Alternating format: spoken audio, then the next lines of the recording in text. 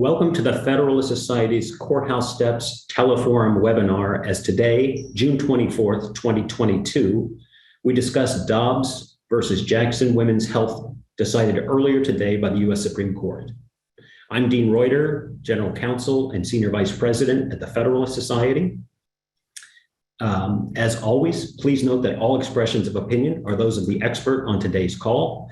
Also be advised that this call is being recorded and will likely be used as a podcast in the future and transcribed for our website. We're very pleased to welcome today one expert. All we need is one expert on this case. Our guest speaker is Allyson. She's a partner and the co-chair of the Constitutional and Appellate Law Practice Group at Gibson, Dunn, and Crutcher.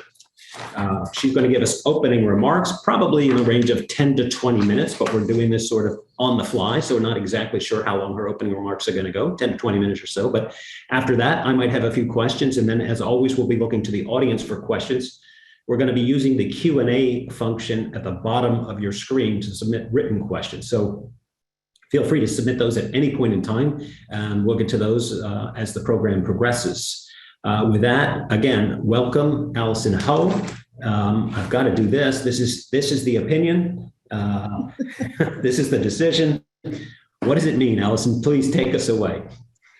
Thank you so much, Dean. And if you'll allow me a moment of personal privilege, I've been an active member of the Federalist Society since I was a 1L in law school at Chicago. And to me, the Federalist Society is a place where people of good faith can come together who hold widely divergent views on a broad swath of issues, where we come together and debate and discuss those issues in good faith. So it's a real privilege for me to be included in today's discussion of the Supreme Court's opinions in Dobbs versus Jackson Women's Health organization. So today, the Supreme Court overruled Roe versus Wade and Planned Parenthood of Southeastern Pennsylvania versus Casey, holding that the Constitution doesn't confer a right to abortion and returning the authority to regulate abortion to the people and to state legislatures. And just a bit of background first before we jump into the majority opinion. The Mississippi law at issue in Dobbs prohibits any abortion after the 15th week of pregnancy, except in cases of medical emergency or of severe fetal abnormality. An abortion clinic and one of its providers challenged the law, arguing that it violated Roe and Casey by prohibiting abortions before the viability of unborn babies. Mississippi, the challengers, and the federal government all agreed in Dobbs that this case required the Supreme Court either to overrule or to reaffirm Roe and Casey. Justice Alito's 79-page majority opinion, which was joined in full by Justices Thomas, Gorsuch, Kavanaugh, and Barrett, holds that the Constitution doesn't confer a right to abortion and that Roe and Casey must be overruled under principles of stare decisis. The majority starts with what it calls the critical question, a question that Casey didn't consider, whether the Constitution confers a right to obtain an abortion. The majority explains that because the Constitution doesn't expressly mention or protect a right to obtain an abortion, that right is protected only if it is implicit within the constitutional text. And notably, the majority points out, Roe didn't specify where in the Constitution that the Constitution implicitly guarantees the abortion right. But Casey concluded that the abortion right is part of the liberty protected by the 14th Amendment's Due Process Clause. The majority goes on to explain that whether a particular right fits that bill is governed by a long-standing framework, both for rights specifically spelled out in the Constitution, like the first 8 amendments, and for putative rights that are not mentioned in the Constitution. The court has long required historical evidence that, and I quote, the right is deeply rooted in our history and tradition, and that it is, quote, essential to our nation's scheme of ordered liberty. That approach, the majority continues, guards against allowing the Supreme Court, in the majority's words, to usurp authority that the Constitution entrusts to the people's elected representatives by transforming the Due Process Clause into what the majority termed the policy preference of members of this court. Applying that approach, the majority reviewed voluminous historical evidence that abortion was illegal at common law, at least after the 16th week of pregnancy. Then the majority turned to American law, noting that when the 14th Amendment was adopted, 3/4 of the states had made abortion a crime at any stage of pregnancy, and that by the late 1950s, at least 46 states prohibited abortion, however and whenever performed, except if necessary to save the life of the mother. Based on that voluminous evidence, the majority determined that a right to abortion is not deeply rooted in the nation's history and traditions. The majority then rejected the dissent's theory that constitutional cases establishing a broad right to autonomy, including cases like Eisenstadt, Lawrence, and Obergefell, about contraception and about same-sex relationships, somehow ground a right to abortion. The majority explained that those cases have nothing to do with the question whether the Constitution guarantees a right to abortion.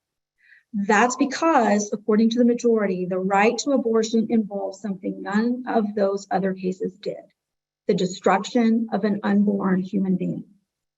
The majority emphasized, though, that just as those other substantive due process cases don't bear on the right to abortion, so too its decision today in Dobbs shouldn't be understood to cast doubt on precedents that don't concern abortion.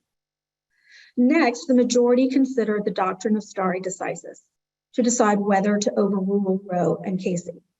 The majority emphasized that some of the court's most important constitutional decisions, including Brown versus Board of Education, West Coast Hotel versus Parrish, and the West Virginia Board of Education versus Barnett, themselves overruled prior decisions. So stare decisis is not an unbending command, the majority emphasized.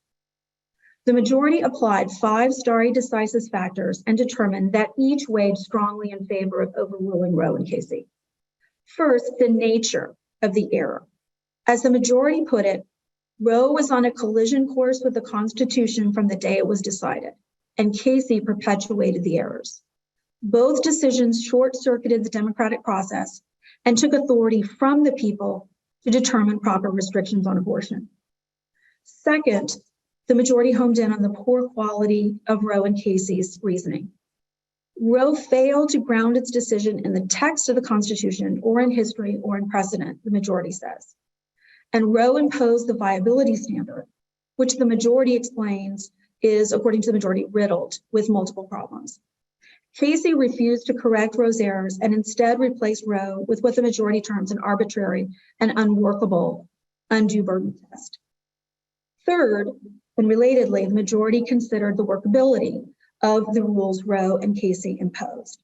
And it summed up that Casey's undue burden test has scored poorly on the workability scale. In particular, the majority noted that many ambiguities within Casey's test and the slew of abortion cases the courts of appeals have faced in the decades since underscore the unworkability of Roe and Casey's rules. Fourth, the majority explained that Roe and Casey have disrupted other areas of the law, noting that legal doctrines such as standing and res judicata have morphed to accommodate the abortion right. Fifth, the court noted the lack of any concrete reliance interests. Casey itself recognized that the availability of abortion doesn't implicate traditional reliance interests, like those in property or contracts cases. And the majority held that intangible forms of reliance interests, like the effect of abortion on society and in the lives of women, are concerns not for courts to adjudicate, but for legislatures to consider. The majority thus determined that well-established principles of stare decisis required overruling Roe and Casey. The majority then went on to apply the now governing standard of review, the rational basis test, to the Mississippi law at issue. The majority first explained that courts must give abortion regulations, as with all health and welfare laws, a strong presumption of validity, and uphold the law if there is a rational basis on which the legislature could have thought that it would serve legitimate state interests. Those legitimate interests include, the majority went on to list, respect for and preservation of prenatal life at all stages of development, the protection of maternal health and safety, the elimination of particularly gruesome or barbaric medical procedures, the preservation of the integrity of the medical profession, the mitigation of fetal pain, and the prevention of discrimination on the basis of race, sex, or disability. As for Mississippi's law, the majority held that this 15-week ban plainly furthered these legitimate interests, is supported by a rational basis, and is therefore constitutional. So I'll end my description of the majority opinion where the majority opinion ended. Dobbs holds that the Constitution does not prohibit the citizens of each state from regulating or prohibiting abortion. By overruling Roe and Casey, the court returns that authority to the people and to their elected representatives. Now I'll move on and discuss the separate opinions and also the dissent. Justice Thomas, who joined the majority in full, wrote separately to emphasize his long-held view that the Due Process Clause guarantees only procedural rights, not substantive ones, contending that any substantive due process decision is demonstrably erroneous. Justice Thomas called on the court at a later date to reconsider all the court's substantive due process precedents, noting that no party in Dobbs had asked the court to do so in that case, and so there was no occasion to do so. And Justice Thomas flagged 3 reasons that he considers substantive due process not just erroneous, but also dangerous. First, in Justice Thomas's view, it exalts judicial policymaking, something he argues is especially clear in the court's abortion jurisprudence. Second, it distorts other areas of constitutional law by recruiting the Equal Protection Clause to provide special protection for rights the court considers especially fundamental. And third, Justice Thomas expresses his view that it's often been wielded to disastrous ends. He flags that the court invoked substantive due process in Dred Scott to justify the continued enslavement of African Americans, and that more than 63 million unborn children have been aborted after Roe and Casey. Given these dangers, Justice Thomas calls on the court to eliminate substantive due process and then consider whether other constitutional provisions, like the 14th Amendment's privileges or immunities clause, guarantee some of the rights that the court has grounded in substantive due process. Justice Kavanaugh also separately concurred, explaining that he finds the issue of abortion to be, as he puts it, a profoundly difficult and contentious issue because it presents an irreconcilable conflict between the interests of a pregnant woman who seeks an abortion and the interests in protecting fetal life. Justice Kavanaugh emphasized that Americans of good faith take both sides of the debate, and many take neither side in full measure, but instead have more nuanced views that might vary depending on the circumstance. Justice Kavanaugh emphasized, however, that the issue before the court wasn't the policy or morality of abortion. It was the role of the Constitution in terms of the abortion right that Roe and Casey had recognized. And the Constitution, according to Justice Kavanaugh, doesn't take any side. It is neither pro-life nor pro-choice, to quote Justice Kavanaugh. It is neutral. For that reason, Justice Kavanaugh explains, the court, like the Constitution, must remain scrupulously neutral on the issue. The Constitution leaves the question of abortion to the people to resolve through the democratic process. And for that reason, Justice Kavanaugh also rejected the view that the Constitution outlaws abortion altogether. Justice Kavanaugh next remarked that while he agrees that adhering to precedent is and should be the norm, every member of the current court has voted to overrule precedent. Indeed, he points out, every member of the court since 1921 has done so too. According to Justice Kavanaugh, this history demonstrates that overruling constitutional precedent is permissible where that precedent is egregiously wrong, has caused significant jurisprudential or real-world problems, and hasn't engendered reliance interests that would be unduly upset. Because those factors were satisfied here in Justice Kavanaugh's view, he concurred. Justice Kavanaugh further emphasized, along with the majority opinion, that overruling Roe does not mean the overruling of other precedents and doesn't threaten or cast doubt on those precedents. He also expressed his views that a state could not ban a woman from traveling to a different state to obtain an abortion without violating the constitutional right to interstate travel, and could not retroactively impose liability for abortions that predate today's decision without violating the due process clause or the ex post facto clause. The Chief Justice concurred in the judgment only. His concurrence homed in on the question presented, saying that the court granted cert only to decide whether all pre-viability prohibitions on elective abortions are unconstitutional. In fact, he pointed out, when Mississippi petitioned for review, it expressly disclaimed any need for the court to overturn Roe in order to uphold the law under challenge. And in its merits briefing, the Chief Justice pointed out, Mississippi continued to stress that the court could rule for it without overruling Roe. With that in mind, the Chief Justice took what he describes as a more measured approach that adheres to the fundamental principles of judicial restraint, not deciding anything more than is necessary to dispose of a case.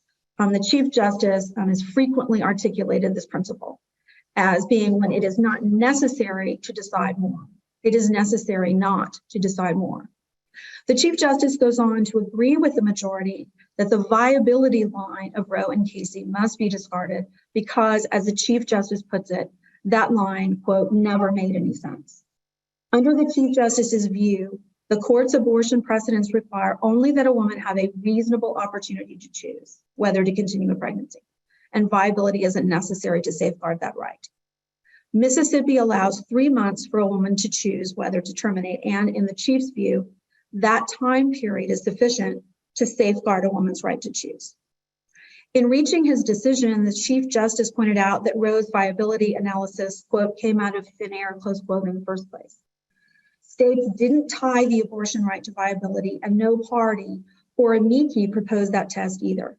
Instead, the Roe court assumed that a state's interest in protecting an unborn child only became compelling once the child could live outside the womb, because that is when a child could live outside the womb. And the Chief Justice called that reasoning circular. The Chief Justice also pointed out that later opinions eroded Roe's viability line because the court began to recognize the interest in not causing pain to non-viable unborn children and rests in upholding the integrity of the medical profession. And viability doesn't further these goals either in the Chief Justice's view. So the Chief Justice reasoned stare decisis doesn't counsel sticking to the viability line. And it is there that the Chief Justice ends his analysis without further discussion or analysis of whether women have a constitutional right to the opportunity for an abortion in the first place. Turning now to the dissent, we have Justices Breyer, Sotomayor, and Kagan somewhat unusually co-authoring their 60-page dissent. The dissent primarily discusses the important policy implications and practical impact of the majority's decision to overturn Roe and Casey, something the dissent faults the majority for not seriously considering in its opinion. The dissenting justices explain that Roe and its progeny recognized the divisiveness of the abortion issue and struck a balance between a woman's right to choose and the state's legitimate interest to protect the life of an unborn child. The dissent criticized the majority for claiming that these decisions didn't adequately weigh the state's interest in protecting the life of an unborn child, asserting that, quote, nothing could get these decisions more wrong. Instead, the dissent accused the majority of dispensing with that balance altogether and stripping women of all rights from the moment of conception by lowering the standard of review to rational basis. The dissent rebuked the majority for this lowered standard, predicting that it will lead to women being forced to give birth to children who are the product of rape or incest, or have severe physical anomalies, and to giving birth despite the risk of death or physical harm to themselves. The dissent also expressed particular concern for the enforcement of anti-abortion laws. While traditionally states criminalize the act of providing abortion, the dissent expresses concern that states will also fine or imprison women for obtaining abortions. And it worries that states will eventually try to block women from traveling to other states that have legalized abortion, which is a concern that Justice Kavanaugh's concurrence addressed. But what the dissent found most threatening was that the majority's opinion contained no language preventing the federal government from banning abortion nationwide. So, Dean, I would welcome questions or from you or any members of our audience. Yeah, first, let me acknowledge your kind words for the Federalist Society at the outset, but also congratulate you. That was a sweeping and comprehensive coverage of a very, very long set of opinions that came out just hours ago. So thank you, and obviously to your team for putting that all together. I've got plenty of questions of my own. The audience is already lining up with questions. We're using the Q&A function at the bottom of the screen if you'd like to submit a question. But I'm wondering if you could now talk about just some of what's next and what are some of the practical implications of this decision. While we were awaiting the decision, there was a lot of discussion about this is outlawing abortion. Abortion will be outlawed throughout the country. We started to hear a bit of a change in the narrative that no, this means that the decision-making is going back to the states, and that's where it will rest. But could you address some of those questions?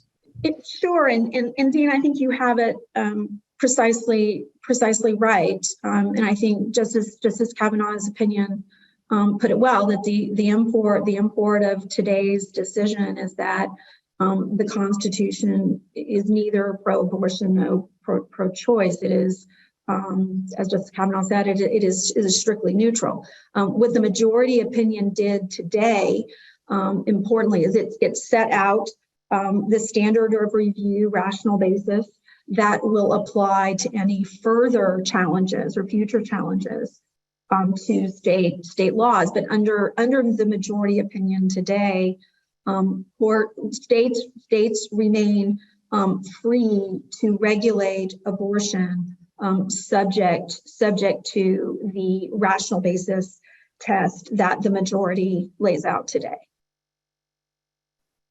Terrific. And I have a second question that's going to incorporate one of the written questions from our audience members. But that's what's the role of the court, the U.S. Supreme Court or other federal courts going forward as the states begin to implement this? It seems that the majority opinion again and again says this is not within the jurisdiction of the federal courts. Is there a role for federal courts as states? State laws come into effect, as some of these so-called trigger laws come into effect, or as they pass more rules and regulations, what's the role for the federal courts, if any, going forward?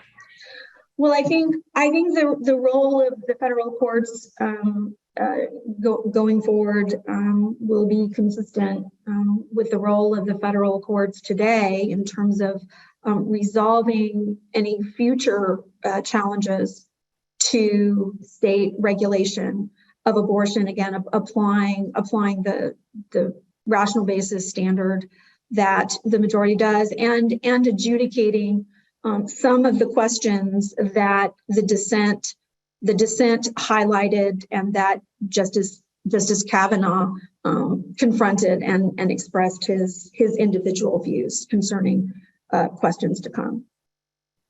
Great. And what about, you mentioned the other privacy rights, I guess we call them collectively, and the effect of this decision, the majority opinion on those privacy rights. It seems that from the draft that was leaked to the final opinion that came out this morning, there was some language added that emphasized that this opinion does not pretend to, and it specifically disclaims applying to those other privacy rights. Can you speak to that? Is that correct? Do I have that right? No, I think you have that exactly right. Justice Alito's majority opinion takes pains and repeatedly emphasizes not just that nothing in today's decision in Dobbs threatens or casts any doubt on those decisions, but he also quite expressly went on to explain why, because none of those cases involve the destruction of unborn life. So I think Justice Alito's majority opinion went out of its way to say not just that today's decision didn't involve the rights at issue in those cases, but that the decision doesn't cast doubt on those cases and explained why. Justice Kavanaugh picked up on that theme as well and reiterated it in his concurring opinion, and in Justice Thomas's separate concurrence, indicating, his well-established view on substantive due process, and expressing his willingness to consider whether those decisions are right. No other justice joined Justice Thomas's concurrence, but even that concurrence goes on to say that the job of the court would be not only to consider sort of that substantive due process question, but also to consider whether any of these rights could be grounded in other provisions of the Constitution. So all of after today's decision, I think several members of the court went out of their way to say that nothing in today's decision threatens or casts doubt on those cases. I think you mentioned that Clarence Thomas even went on to mention, give an example, maybe the Privileges and Immunities Clause of the 14th Amendment as one place that this right could possibly arise. Yes. Could possibly arise, privacy. Yes, absolutely. Good. You mentioned, some of the commentary that I've heard late this morning after this came out talks a lot about the court overruling a precedent that has been in place for nearly 50 years. And you explain that the majority opinion goes on to discuss that and talk about stare decisis in a 5-step analysis. That 5-step analysis, is that a new framework, or is that, it feels to me like these are commonly discussed in Supreme Court jurisprudence. I don't know if they've ever been collected in one place and used in that stepwise fashion. That's my first part of the compound question. The second part is, does the dissent address that at all? So let me begin with the first part of your question. I share your view that the factors that the court discusses, I think, are the same ones that courts have always discussed when considering whether stare decisis should favor overruling or reaffirming a particular precedent. It may be that Justice Alito's majority opinion sort of organizes those considerations a little differently. I think my read, which admittedly is not a thorough read, and of course all of these opinions and the issues they raise will, today's only the beginning of the discussions about them. I know, but my sense of the dissent's dissatisfaction with the court's application of stare decisis was really more on a substantive level in terms of the conclusions that the court reached, and less on, I guess, what I'll call the procedural level in terms of the framework for evaluating the stare decisis question going further. Yeah, interesting. You might not have read this carefully enough to know, but did the dissent talk about reliance interest? I mean, I've heard a lot of weight put behind that on one side of the argument that we have this entire 50 years of culture built up around Roe versus Wade and a woman's right to choose. No, that's right, Dean. And I think where the majority and the dissent sort of engaged on this point is sort of how to characterize reliance interest, where the majority pointed, to concrete. The majority stressed the importance of concrete reliance interest as one sees in property and contract cases, where I think the dissent's view is that is too crabbed a view of reliance interests, which in the dissent's view are more capacious. So I do think that completely outside of the abortion context. I do think that might be one area where we might see the court continuing to join issue. In other cases that present the stare decisis analysis, how you characterize and what concrete means, and what is too capacious to be sort of included in that in the header of reliance interest going forward. Yeah, I'm wondering also, sticking with the dissent, did anyone respond? Did the dissent respond, since it was co-authored? You mentioned that is unusual. Is that to demonstrate unity among the three, or how unusual is that, and what's the purpose of that? If you can ascertain the purpose of that. Sure, and I wouldn't. The dissent doesn't say, and I wouldn't presume to speak for them. But I think me personally, how I would understand that is the desire to present a unified front and have the dissent in this case not be associated with any particular justice, but rather reflect the unity of the dissent, and sort of come together with one voice, rather than either a series of dissents or as is more typical, a dissent where you have one authoring justice who is then joined by others. Yeah. Reminds me of per curiam opinions, but on a dissenting side. You mentioned, yes, and it's also in some ways an echo of Casey, right, itself, where you had Justices O'Connor, Kennedy, and Souter writing.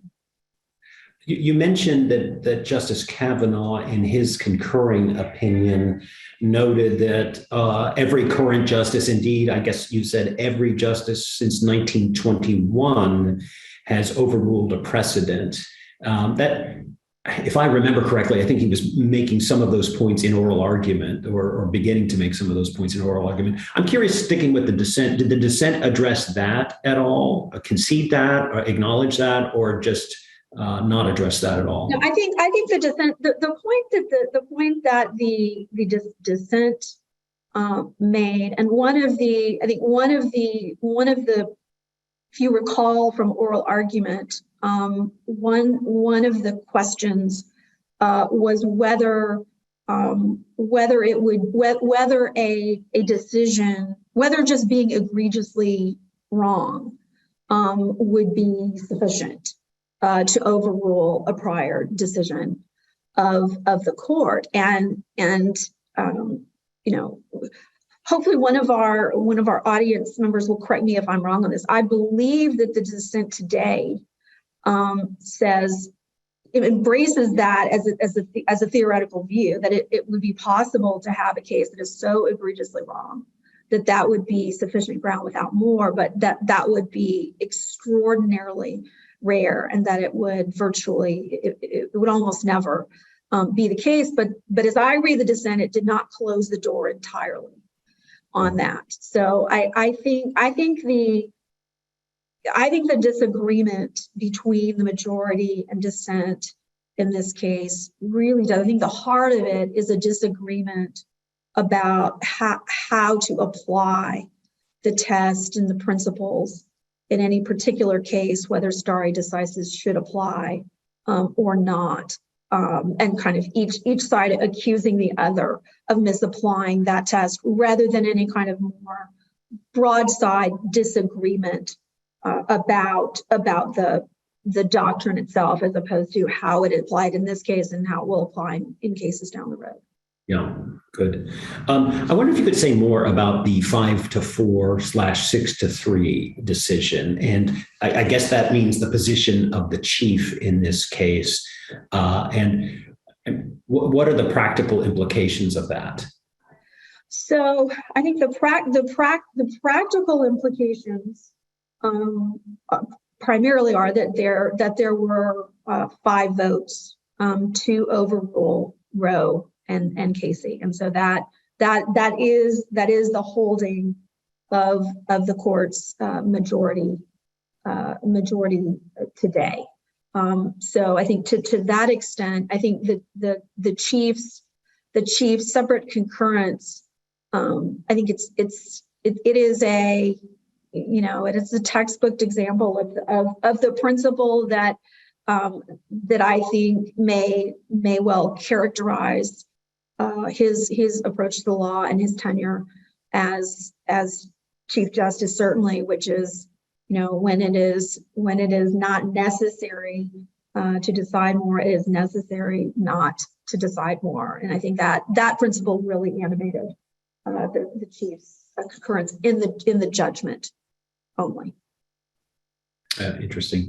There's a question in the queue now. And by the way, if you're in the audience, if you have a question, use the Q&A function at the bottom of your screen. We'll get to as many of these questions as we can.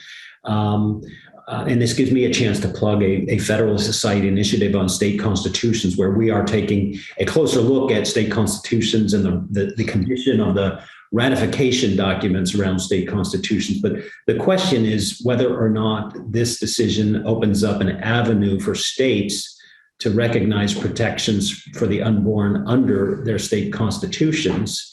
I guess a corollary question could be, does this open up an avenue for states to recognize a woman's right to choose under their own state constitutions?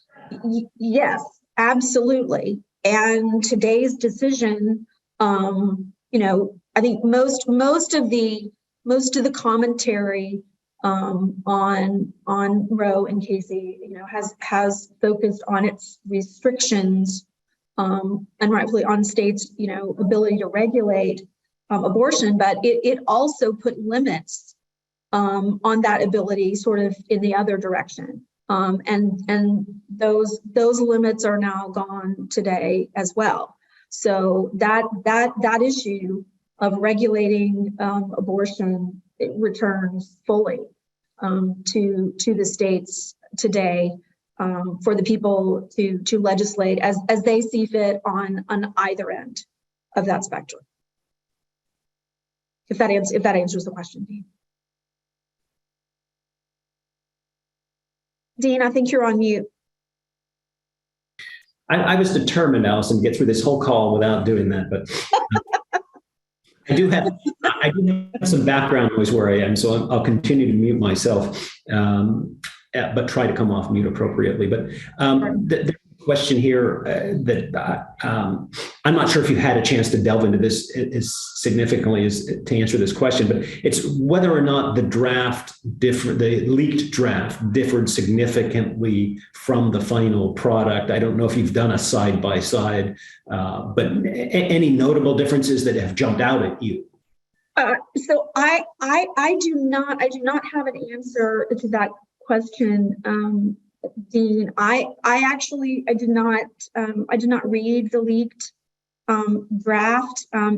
As a former law clerk who well remembers having then Chief Justice Rehnquist talk to all of us about the importance of confidentiality and the court's work and a vow and an oath that I took that is not time limited and didn't end with my time at the court. I didn't, and I say this without no judgment for others who would take a different view, but just for me, it didn't seem right to review the draft. So I didn't, but I'm sure that I've been busy processing the opinions and putting this discussion together. So I'm oblivious to the commentary today, but I'm sure that will be a big focus in and of itself going forward. Yeah, no, fair enough. Yeah, and I'm sure a lot of people will respond to that, and there'll be a lot of work around that question. So here's a question from the queue, and that is, I read the majority opinion as a surprising, if limited, reaffirmation of substantive due process. Did I read that correctly? And that maybe goes to the interaction between the majority opinion and Clarence Thomas's concurring opinion. Yes, I think that's right. I don't I would want to think a little bit more about that in terms of how to characterize the majority's take on substantive due process more generally. Certainly, it is accurate to say that the majority did nothing to question substantive due process more generally, took great pains to very precisely identify the right at issue in Dobbs and why that right is categorically different than the rights at issue in any of those other cases. And again, you had Justice Thomas writing separately and no other justice joining that. So whether that constitutes kind of a surprising reaffirmation of substantive due process by the majority or simply a desire or reflection not to engage in that, and certainly not as fully as Justice Thomas's dissent does. I think that is another interesting question that will continue to be discussed and debated as we really dig in and go through all of these opinions in more detail in the days and years to come. Good. Yeah, and again, I appreciate you coming and speaking to us and taking questions, literally hours after this complex piece of work came out. You might have already said as much as you want to say, but here's another question from the queue, and that's if you could talk a little bit more about the difference between substantive and procedural due process analysis. When I was in law school, I was an unsophisticated kid, and I heard procedural due process, that procedure process, those things to me, held together. Substantive process, that sort of stuck in my mind. But go ahead and say what you'd like to say on that. Sure. Well, I mean, to quote, to quote Justice Thomas's concurrence, right? Substantive due process in Justice Thomas's words is an oxymoron. I think in terms of the analysis, a due process analysis also looks in history and sort of traditional notions of justice and fair play, whereas the substantive due process analysis sort of has multiple levels of how to characterize the right at issue, how to determine whether the right at issue, as Justice Alito's majority opinion goes on, is sort of embedded in the nation's history and is essential to the nation's concept of ordered liberty. I think Justice Thomas would say that even kind of describing that analysis sort of underscores the complexity of it. And I think in Justice Thomas's view, the room for judicial overreach and policymaking, inadvertent as it may be, that can creep into the substantive due process analysis in Justice Thomas's view in ways that sort of standard, as you put it, kind of what you learn in law school about traditional due process principles doesn't involve to that extent. So I will unfairly ask you a question that includes yesterday's Second Amendment question, but some of the initial commentary I've heard about the Dobbs case points out what they would describe as tension between today's decision and yesterday's. That is, that today's pushes an issue back to the states explicitly, and yesterday's was an imposition of a Supreme Court opinion on a state law. Do you have any response to that?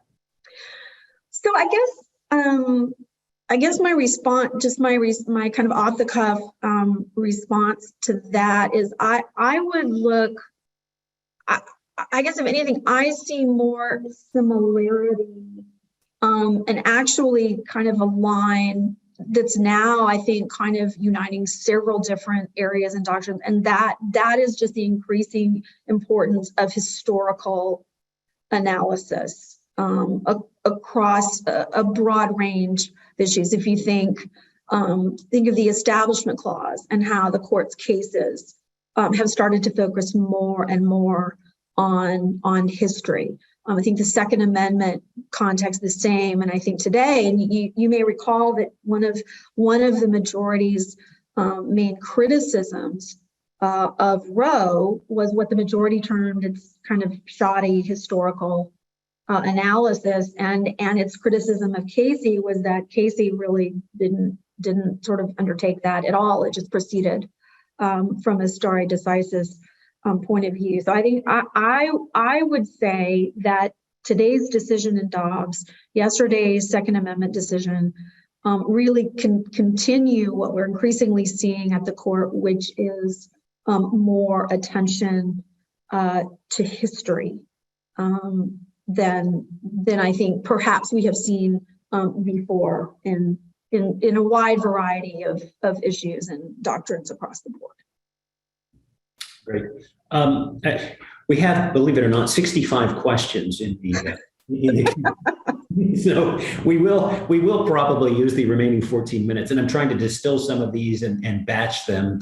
A number of folks are interested in the prospect of federal legislation. What does this decision mean for the prospect of federal legislation in one direction or another? Legislation, or even, federal legislation preserving a woman's right to choose, or preserving a right to life for the unborn.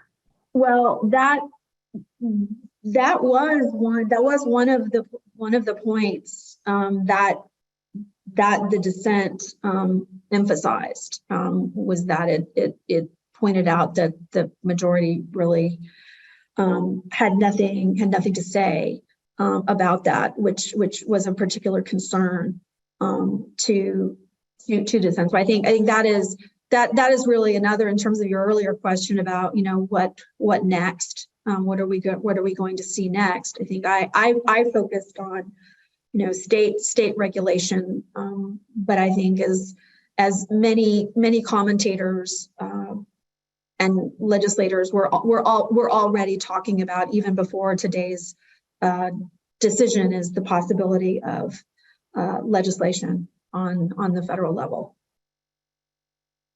Good. Does the Roberts concurrence endorse or reject the majority's rational basis standard? Oh, interesting question. I would say that I think the Chief Justice would say that because he didn't need to reach that question, that his concurrence really does not weigh in on that at all. His concurrence sort of announced kind of another approach in terms of the reasonableness standard that he would apply. So I guess it's an interesting question whether those would amount to basically the same thing in practice or not. It's a very interesting question.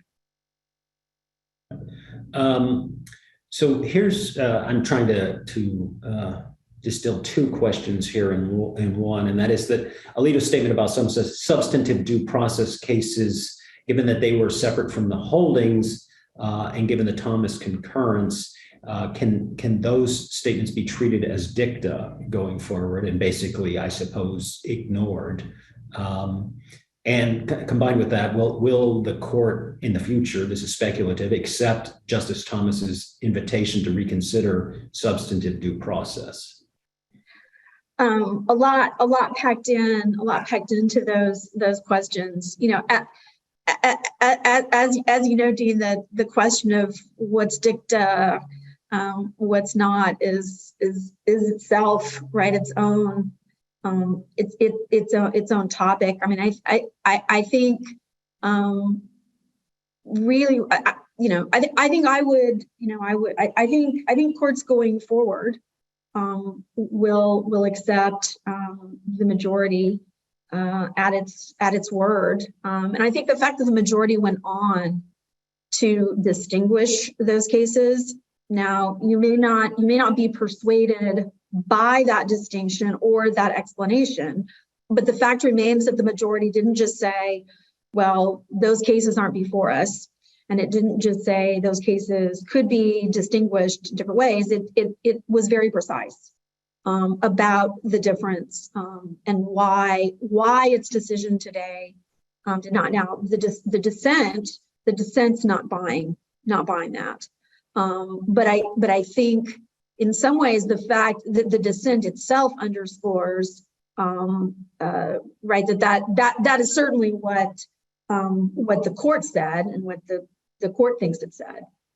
So I think that's one of those areas that'll unfold going forward. In terms of in terms of the court reconsidering any of that, as to state the obvious, the court takes the cases or doesn't take the cases that come to it. And so I think we'll just have to wait and see how, what gets challenged, what makes it to the court. But with only Justice Thomas, only Justice Thomas's concurrence and no other justice joining it about being willing to entertain challenges to the current substantive due process jurisprudence. Probably the smart money will be on that it will be quite a while, right, before the court, before there are 4 votes to grant cert in a case to undertake that analysis.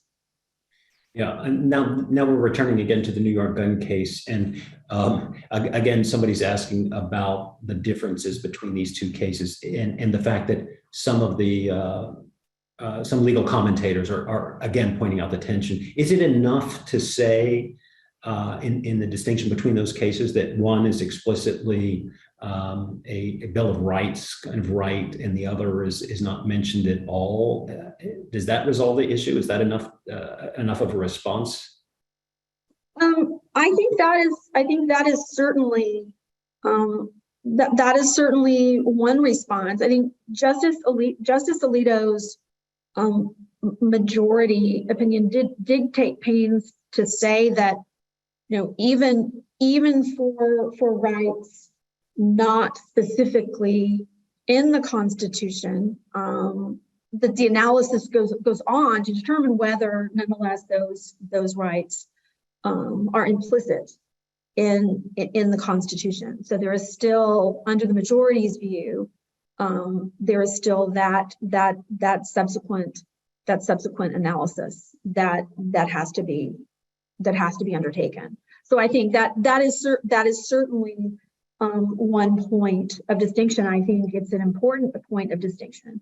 I think that weighs heavily in the historical analysis, but I think Justice Alito's majority opinion made clear that even for rights that are not enumerated specifically in the Constitution, but are arguably implicit in it, then you go on and do the historical analysis and the other prongs of that analysis for those asserted rights as well.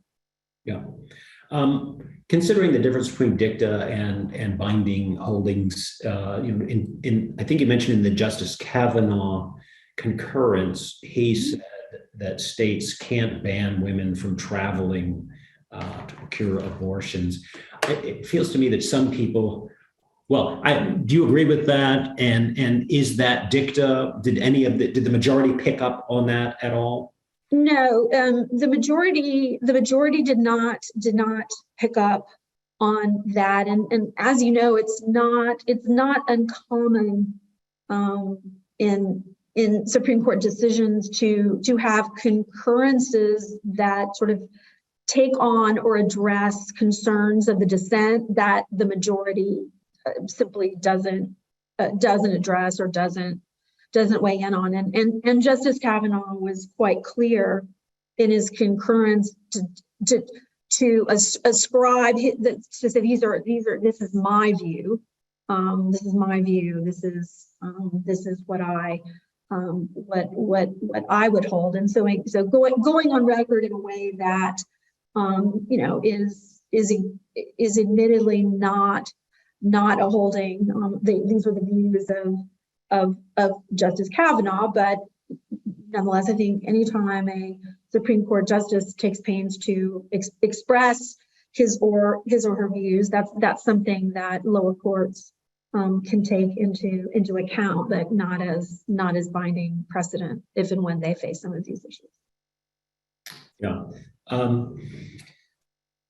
There's a strategic question here in the queue, and that is, now that we see the lineup, Justice Thomas assigned this opinion to Justice Alito. Why not write the lead opinion himself instead of concurring? That requires some, I don't know, some special insight or speculation on your part, but I don't know if you want to respond to that. Yeah,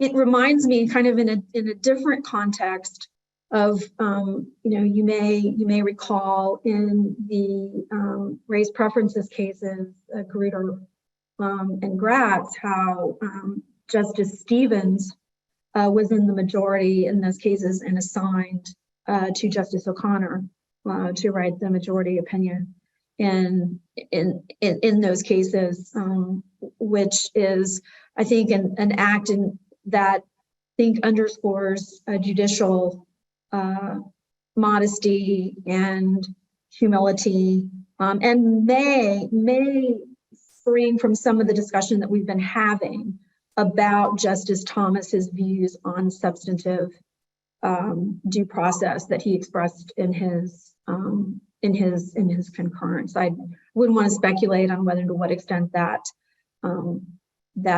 played a role, but you're right to underscore that it is a moment, and to sort of echo the point you raised earlier, that it was Justice Thomas who delivered the majority opinion of the court in yesterday's Second Amendment decision, which I think is one of his most momentous majority opinions in his tenure on the court.